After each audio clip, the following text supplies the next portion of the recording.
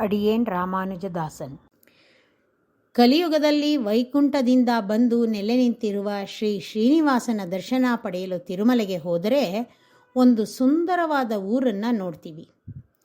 ಬೆಟ್ಟಕ್ಕೆ ಹೋಗಲು ವಾಹನದ ಸೌಕರ್ಯ, ಆ ವಾಹನಗಳು ಸಂಚರಿಸೋದಕ್ಕೆ ಅನುಕೂಲವಾದ ರಸ್ತೆ, ಬೆಟ್ಟ ತಲುಪಿದ ಮೇಲೆ ವಾಸ ಮಾಡೋದಕ್ಕೆ ಕೋಣೆಗಳು, ಊಟ ತಿಂಡಿಗೆ ಉಪಹಾರ ಗೃಹಗಳು, ಉಪಹಾರ ಗೃಹದಲ್ಲಿ ತಿನ್ನದ ಆಚಾರವಂತರಿಗೆ ಊಟಕ್ಕೆ ಅನುಕೂಲವಾಗುವಂತೆ ಊಟ ಹಾಕುವ ವಿವಿಧ ಮಠಗಳು, ಬೇಕೆನಿಸಿದ್ದನ್ನು ಕೊಳ್ಳಲು ನೂರಾರು ಅಂಗಡಿಗಳು ಎಲ್ಲ ಇದೆ.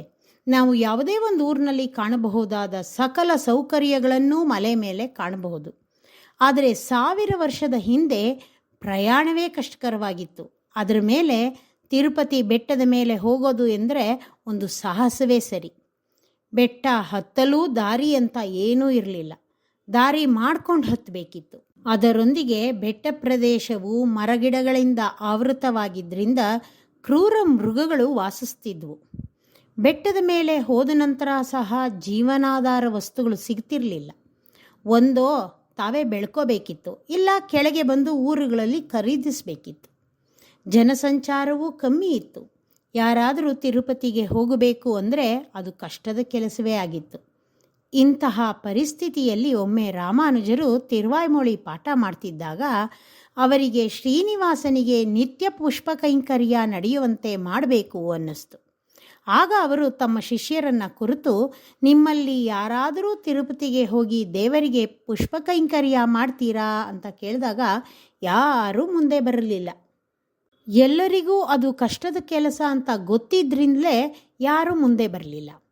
ಆಗ ರಾಮಾನುಜರ ಶಿಷ್ಯರಲ್ಲಿ ಅನಂತಾರ್ಯ ಅನ್ನೋರು ತಾವು ಹೋಗಿ ತಿರುಪತಿಯಲ್ಲಿ ಪುಷ್ಪ ಕೈಂಕರ್ಯ ಮಾಡೋದಾಗಿ ಹೇಳಿ ತಮಗೆ ಅಪ್ಪಣೆ ಕೊಡಬೇಕು ಅಂತ ಕೇಳ್ತಾರೆ.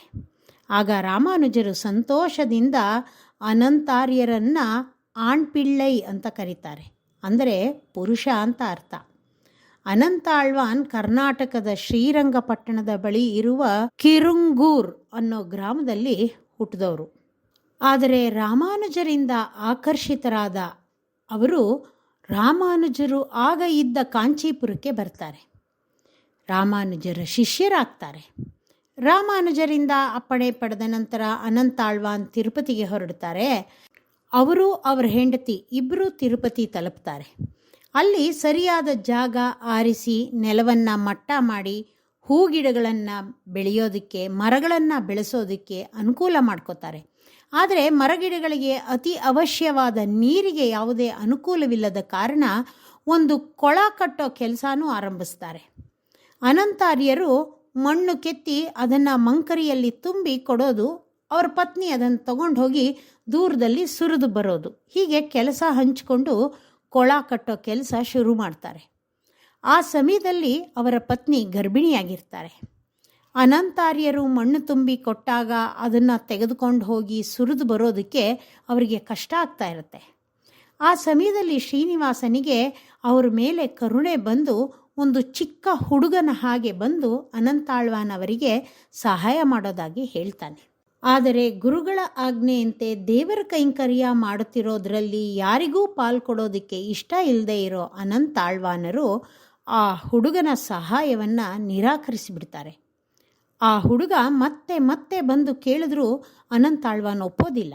ಆ ಹುಡುಗ ಅನಂತಾಳ್ವಾನ್ ಅವರ ಪತ್ನಿ ಬಳಿ ಹೋಗಿ ಸಹಾಯ ಮಾಡೋದಾಗಿ ಹೇಳ್ತಾನೆ. ಹಾಗೆ ಅನಂತಾಳ್ವಾನ್ರವರಿಗೆ ತಿಳಿಯದಂತೆ ಮಣ್ಣನ್ನು ಸ್ವಲ್ಪ ದೂರ ತಂದುಕೊಡುವಂತೆಯೂ ಅದನ್ನು ತಗೊಂಡು ಹೋಗಿ ದೂರ ಹಾಕಿ ಬರೋದಾಗಿಯೂ ಹೇಳ್ತಾನೆ.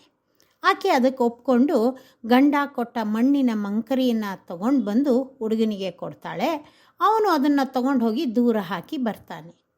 ಇದು ಹೀಗೆ ನಡೀತಿದ್ದಾಗ ಅನಂತಾಳ್ವಾನರಿಗೆ ಅನುಮಾನ ಬರುತ್ತೆ. ಹೆಂಡತಿ ಮಣ್ಣು ಹಾಕಿ ಬರೋದಕ್ಕೆ ತೆಗೆದುಕೊಳ್ತಿದ್ದ ಸಮಯ ಈಗ ಕಮ್ಮಿಯಾಗಿ ಬೇಗನೆ ಬರ್ತಿದ್ದಾಳೆ ಅನಿಸತ್ತೆ. ಇದರ ರಹಸ್ಯ ಏನು ಅಂತ ಕಂಡುಹಿಡಿಬೇಕು ಅಂತ ಆಕೆನ ಹಿಂಬಾಲಿಸ್ಕೊಂಡು ಬರ್ತಾರೆ. ಸ್ವಲ್ಪ ದೂರ ಹೋದ ನಂತರ ಆಕೆ ತಾನು ಹೊತ್ತು ತಂದಿದ್ದ ಮಣ್ಣನ್ನು ಹುಡುಗನಿಗೆ ಕೊಡೋದನ್ನು ನೋಡಿ ಹೆಂಡತಿ ಬೇಗ ವಾಪಸ್ ಬರುತ್ತಿರುವುದರ ರಹಸ್ಯ ಗೊತ್ತಾಗಿ ತಾವು ಬೇಡ ಅಂದರೂ ಸಹಾಯ ಮಾಡಿ ತಮ್ಮ ಕೈಂಕರ್ಯದಲ್ಲಿ ಪಾಲು ಪಡೆದದ್ದಕ್ಕೆ ಆ ಹುಡುಗನ ಮೇಲೆ ಸಿಟ್ಟಾಗ್ತಾರೆ. ಕೋಪದಿಂದ ಆ ಹುಡುಗನನ್ನು ಹೊಡೆಯೋದಕ್ಕೆ ಅಂತ ಹೋದಾಗ ಆ ಹುಡುಗ ಇವರಿಂದ ತಪ್ಪಿಸ್ಕೊಂಡು ಓಡಿ ಹೋಗ್ತಾನೆ. ಕೈಯಲ್ಲಿ ಮಣ್ಣು ತೆಗೆಯೋದಕ್ಕೆ ಅಂತ ಉಪಯೋಗಿಸ್ತಾ ಇದ್ದ ಹಾರೆನ ಹಿಡಿದುಕೊಂಡಿದ್ದ ಅನಂತಾಳ್ವಾನ್ ಆ ಹುಡುಗನ ಹಿಂದೆ ಅವನನ್ನು ಅಟ್ಟಿಸ್ಕೊಂಡು ಹೋಗ್ತಾರೆ. ಓಡ್ತಾ ಓಡ್ತಾ ಆ ಹುಡುಗ ದೇವಸ್ಥಾನದ ಪ್ರಾಕಾರದ ಒಳಗೆ ಬರ್ತಾನೆ. ಇನ್ನೇನು ದೇವಾಲಯದೊಳಗೆ ಹೋಗಬೇಕು ಅನ್ನೋಷ್ಟರಲ್ಲಿ ಅನಂತಾಳ್ವಾನ್ ಸಿಟ್ಟಿನಿಂದ ತಮ್ಮ ಕೈಯಲ್ಲಿದ್ದ ಹಾರೆಯನ್ನು ಆ ಹುಡುಗನ ಕಡೆಗೆ ಎಸೀತಾರೆ. ಆ ಹಾರೆ ಆ ಹುಡುಗನ ಗಲ್ಲಕ್ಕೆ ತಗಲತ್ತೆ. ಆ ಹುಡುಗ ದೇವಾಲಯದ ಒಳಗೆ ಹೋಗಿಬಿಡ್ತಾನೆ. ಅವನನ್ನು ಹುಡುಕೊಂಡು ಬಂದ ಅನಂತಾಳ್ವಾನ್ ಆ ಹುಡುಗನನ್ನು ಕಾಣದೆ ಹೋದಾಗ ದೇವರಿಗೆ ಕೈ ಮುಗಿದು ಹೋಗೋಣ ಅಂದ್ಕೊಂಡು ದೇವ್ರನ್ನ ನೋಡೋಕ್ಕೆ ಬಂದರೆ ದೇವರ ಗಲ್ಲದಿಂದ ರಕ್ತ ಬರ್ತಾ ಇರುತ್ತೆ.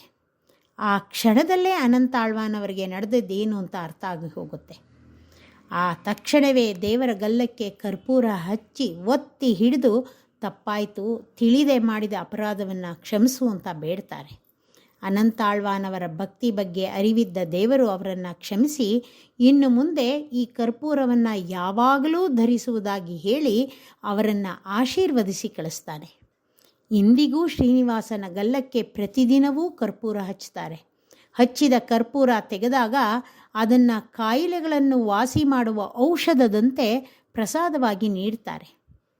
ತಿರುಮಲೆಯಲ್ಲಿ ಶ್ರೀನಿವಾಸನ ದೇವಸ್ಥಾನ ಪ್ರವೇಶಿಸುವಾಗ ಬಾಗಿಲಲ್ಲೇ ಅನಂತಾಳ್ವಾನ್ ಅವರ ಹಾರೆನ ಸಂರಕ್ಷಿಸಿ ದರ್ಶನಕ್ಕಿಟ್ಟಿದ್ದಾರೆ.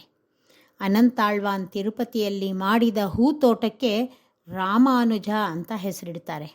ಅವರು ಕಟ್ಟಿದ ಕೊಳಕ್ಕೂ ರಾಮಾನುಜ ಕೊಳ ಅಂತಾನೇ ಹೆಸರಿಡ್ತಾರೆ. ಒಮ್ಮೆ ಅನಂತಾಳ್ವಾನ್ ಶ್ರೀರಂಗಕ್ಕೆ ಬಂದಿರ್ತಾರೆ. ಆ ಸಮಯದಲ್ಲಿ ಪರಾಶರ ಭಟ್ರ ಶಿಷ್ಯನೊಬ್ಬ ಅವರನ್ನು ಶ್ರೀವೈಷ್ಣವನಲ್ಲಿ ಇರಬೇಕಾದ ಲಕ್ಷಣಗಳು ಏನು ಅಂತ ಕೇಳ್ತಾರೆ. ಪರಾಶರ ಭಟ್ರು, ನೀವು ಅದನ್ನು ಅನಂತಾಳ್ವಾನ್ ಅವರ ಹತ್ರ ಹೋಗಿ ಕೇಳಿ, ಅವರು ನಿಮಗೆ ಸರಿಯಾಗಿ ಉತ್ತರ ಕೊಡ್ತಾರೆ ಅಂತ ಹೇಳಿ ಅನಂತಾಳ್ವಾನ್ ಅವರ ಬಳಿ ಕಳಿಸ್ತಾರೆ. ಶಿಷ್ಯರು ಅನಂತಾಳ್ವಾನ್ ಅವರ ಮನೆಗೆ ಬಂದು ಅನಂತಾಳ್ವಾನ್ ಅವರನ್ನು ಕಾಣಬೇಕು ಅಂತ ಹೇಳ್ತಾರೆ. ಅನಂತಾಳ್ವಾನ್ ಅವರ ಅಪ್ಪಣೆ ಕೇಳಕ್ಕೆ ಒಳಗೆ ಹೋದವರು ಬಂದು ಸ್ವಲ್ಪ ಕಾಯೋ ಹಾಗೆ ಹೇಳ್ತಾರೆ. ಅನಂತಾಳ್ವಾನ್ ಅವರು ನಿಮ್ಮನ್ನು ಕರೀತಾರೆ, ಅವರು ಒಳಗೆ ಕರೆಯೋವರೆಗೂ ಸ್ವಲ್ಪ ಹೊತ್ತು ಕಾದಿರಿ ಅಂತ ಹೇಳಿ ಅವ್ರು ಹೊರಟೋಗ್ತಾರೆ. ಭಟ್ಟರ ಶಿಷ್ಯರು ಅಲ್ಲೇ ಕಾಯ್ತಾ ಕೂತಿರ್ತಾರೆ. ಗಂಟೆಗಳು ಕಳೆದರೂ ಇವರನ್ನು ಯಾರೂ ಕರೆಯೋದಿಲ್ಲ.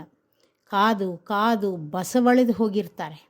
ಬಹಳ ಸಮಯದ ನಂತರ ಸಂಜೆ ವೇಳೆಗೆ ಅನಂತಾಳ್ವಾನ್ ಭಟ್ರ ಶಿಷ್ಯರನ್ನು ಒಳಗೆ ಕರೀತಾರೆ. ಏನು ಬಂದದ್ದು ಅಂತ ಕೇಳಿದಾಗ ಅವರು ಶ್ರೀವೈಷ್ಣವನ ಲಕ್ಷಣಗಳನ್ನು ತಿಳಿದುಕೊಳ್ಳೋದಕ್ಕೆ ಬಂದಿದ್ದೀನಿ ಅಂತ ಹೇಳ್ತಾರೆ. ಆಗ ಅನಂತಾಳ್ವಾನ್, ಅಷ್ಟೇ ತಾನೇ, ಒಬ್ಬ ಶ್ರೀವೈಷ್ಣವ ಕೊಕ್ಕು ಕೋಳಿ ಉಪ್ಪು ಉಮ್ಮೆ ಪೋಲೆ ಇರ್ಕಣಂ ಅಂತಾರೆ. ಶಿಷ್ಯರು ಹಿಂತಿರುಗಿ ಬಂದು ಪರಾಶರ ಭಟ್ರನ್ನ ಕಂಡು ಅನಂತಾಳ್ವಾನ್ ಹೇಳಿದ ಉತ್ತರವನ್ನು ಹೇಳಿ ತಮಗೆ ಅರ್ಥ ಆಗಲಿಲ್ಲ ಅಂತ ಹೇಳ್ತಾರೆ. ಆಗ ಪರಾಶರ ಭಟ್ಟರು ಹೀಗೆ ವಿವರಿಸ್ತಾರೆ. ಕೊಕ್ಕು ಅಂದರೆ ಕೊಕ್ಕರೆ, ಅದು ನೀರಿನಲ್ಲಿ ಅಲಗಾಡದೆ ನಿಂತು ಕಾಯ್ತಿರುತ್ತೆ. ಅದರ ಕಾಲಬುಡದಲ್ಲಿ ಎಷ್ಟೋ ಚಿಕ್ಕ ಚಿಕ್ಕ ಮೀನುಗಳು, ಹುಳ, ಹುಪ್ಪಟ್ಟೆಗಳು ಓಡಾಡ್ತಿದ್ರೂ ಅದು ಯಾವುದನ್ನು ತಿನ್ನೋದಿಲ್ಲ. ಆದರೆ ಒಳ್ಳೆ ದಷ್ಟಪುಷ್ಟವಾಗಿರುವ ಮೀನು ಬಂದರೆ ತಕ್ಷಣ ತಡ ಮಾಡದೆ ಹಿಡಿದು ನುಂಗಿಬಿಡುತ್ತೆ. ಹಾಗೇ ಒಬ್ಬ ಶ್ರೀವೈಷ್ಣವ ಕಾಯ್ತಾ ಇರಬೇಕು. ಒಳ್ಳೆ ಜ್ಞಾನಿಯಾದ ಗುರು ಸಿಕ್ಕಾಗ ತಡ ಮಾಡದೆ ಅವರ ಪಾದ ಹಿಡಿದು ಗುರುವಾಗಿ ಆಶ್ರಯಿಸಬೇಕು. ಇನ್ನು ಎರಡನೇ ಲಕ್ಷಣ ಅಂದರೆ ಕೋಳಿ ಥರ. ಕೋಳಿ ತಿಪ್ಪೆನ ಕೆದಕಿ ಕಲ್ಲು ಮಣ್ಣಿನ ನಡುವೆ ಜೊಳ್ಳು ಪೊಳ್ಳು ಬಿಟ್ಟು ಗಟ್ಟಿ ಕಾಳುಗಳನ್ನು ಮಾತ್ರ ಹುಡುಕಿ ತಿನ್ನೋ ಹಾಗೆ ಶ್ರೀವೈಷ್ಣವನು ತನ್ನ ಸುತ್ತ ಇರುವ ಕೆಟ್ಟ ವಿಷಯಗಳನ್ನೆಲ್ಲ ಬಿಟ್ಟು ಒಳ್ಳೆ ವಿಷಯಗಳನ್ನು ಮಾತ್ರ ಸ್ವೀಕರಿಸಬೇಕು. ಇನ್ನು ಮೂರನೆಯದು ಉಪ್ಪು. ಅಡುಗೆಯಲ್ಲಿ ಏನೆಲ್ಲ ಸೇರಿಸಿದ್ರೂ ಉಪ್ಪಿಲ್ದಿದ್ರೆ ರುಚಿ ಇರೋದಿಲ್ಲ. ಅಷ್ಟೇ ಅಲ್ಲ, ಅಡುಗೆನ ನೋಡಿದಾಗ ಉಪ್ಪಿದೆಯಾ ಇಲ್ವಾ ಹೇಳೋಕ್ಕೆ ಆಗೋದಿಲ್ಲ. ತಿನ್ನಕ್ಕೆ ಅಂತ ಬಾಯಿಗಿಟ್ಟ ತಕ್ಷಣ ಉಪ್ಪಿಲ್ಲ ಅನ್ನೋದು ಗೊತ್ತಾಗೋಗುತ್ತೆ. ಹಾಗೆ ಒಬ್ಬ ಶ್ರೀವೈಷ್ಣವ ಯಾವಾಗಲೂ ಭಾಗವತ ಕೈಂಕರ್ಯಗಳಲ್ಲಿ ಮುಖ್ಯ ಪಾತ್ರ ವಹಿಸಬೇಕು. ಅಷ್ಟೇ ಅಲ್ಲ, ಕೈಂಕರ್ಯಗಳನ್ನು ಮಾಡುವಾಗ ಅವನು ಮಾಡ್ತಿರೋದು ಅಂತ ತೋರಿಸ್ಕೊಳ್ಬಾರ್ದು. ಆದರೆ ಆ ಕೈಂಕರ್ಯಗಳಲ್ಲಿ ಅವನಿಲ್ಲದೇ ಇದ್ದರೆ ಅವನ ಗೈರು ಎಲ್ಲರಿಗೂ ಎದ್ದು ಕಾಣೋ ಹಾಗಿರಬೇಕು.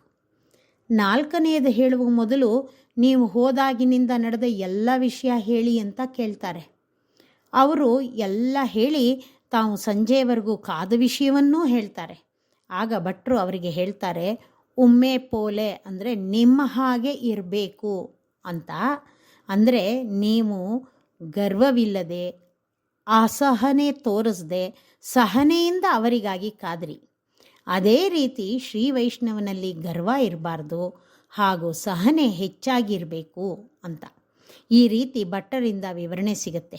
ಈ ಲಕ್ಷಣಗಳನ್ನು ಹೊಂದಿರುವ ಪ್ರತಿಯೊಬ್ಬರೂ ಶ್ರೀ ವೈಷ್ಣವರಾಗ್ತಾರೆ. ಅನಂತಾಳ್ವಾನರಿಗೆ ರಾಮಾನುಜರು ಅಂದರೆ ಬಹಳ ಪ್ರೀತಿ. ಹಾಗೆ ಗೋದಾದೇವಿ ಬಗ್ಗೆ ಕೂಡ ಅಷ್ಟೇ ಭಕ್ತಿ. ಒಮ್ಮೆ ಶ್ರೀವಿಲ್ಲಿಪುತ್ತೂರಿನಲ್ಲಿ ಕೊಳದ ಒಳಗೆ ಧುಮುಕಿದ್ರು. ಯಾಕೆ ಅಂದರೆ ಪ್ರತಿದಿನ ಆಂಡಾಳ್ ಸ್ನಾನ ಮಾಡ್ತಿದ್ಲಲ್ವಾ, ಅವಳ ಮೈಗೆ ಪೂಸಿದ್ದ ಅರಿಶಿಣ ಕೊಳದ ತಳದಲ್ಲಿ ಸಿಗತ್ತೇನೋ ಅಂತ ನೋಡೋದಕ್ಕೆ ಅಂತ ಹೇಳಿದ್ರು.